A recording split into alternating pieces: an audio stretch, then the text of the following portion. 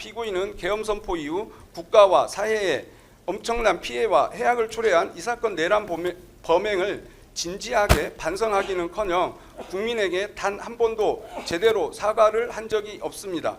오히려 독재와 장기 집권을 위해 이 사건 비상계엄을 선포한 이유를 숨긴 채 비상계엄의 원인을 야당 탓으로 돌리고 경고성 또는 호소형 계엄 등의 납득하기 어려운 주장을 하며 이 사건 비상계엄이 정당한 것처럼 지지자들을 선동하고 사회 분열과 국민 상호간 반목을 부추기는 등 국민을 분노케 하고 있습니다. 피고인의 이와 같은 행위는 급기야 피고인의 선동에 영향을 받은 정치인 등의 피고인 체포방해 시도와 일부 극렬 지지자들의 서울 서부지방법원 폭동 사태를 유발하기도 하였습니다. 나아가 피고인은 구속된 이후에도 수사 및 재판 절차에 성실히 임하기는커녕 정당한 사유 없이 출석을 거부하거나 조사를 회피하는 등 형사사법 절차 자체를 경시하는 태도를 보여왔습니다. 이는 자신의 범행에 대한 책임을 인정하거나 진실을 밝히려는 최소한의 자세조차 결여되어 있음을 드러내는 것으로서 피고인에게 어떠한 반성의 기미도 찾아볼 수 없음을 명백하게 보여주고 있습니다. 또한 피고인은 탄핵 심판과 이 사건 재판 과정에서 피고인의 지시로 범행에 가담한 하급자들에게 용서를 구하고 그들의 가담 행위에 책임지려는 자세를 보이기는커녕 용기를 내어 사실대로 진술하는 사람들을 거짓말쟁이로 몰아세우는 등으로 그 책임을 전가하는 무책임한 모습을 보이고 있습니다. 재발 가능성에 대하여 살펴보겠습니다.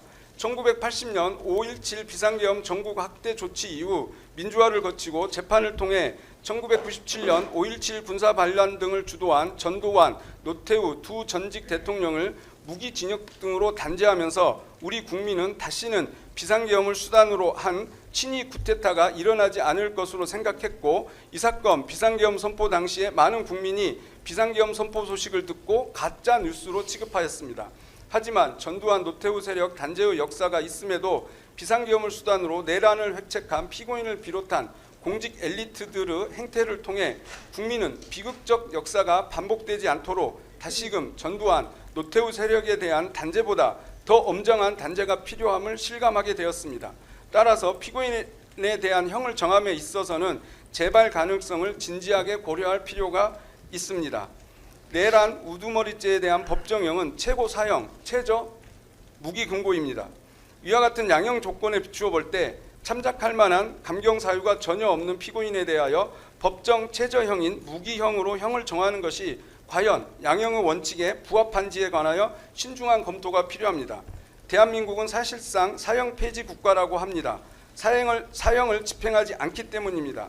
그러나 사형은 구형되고 있고 선고되고 있습니다.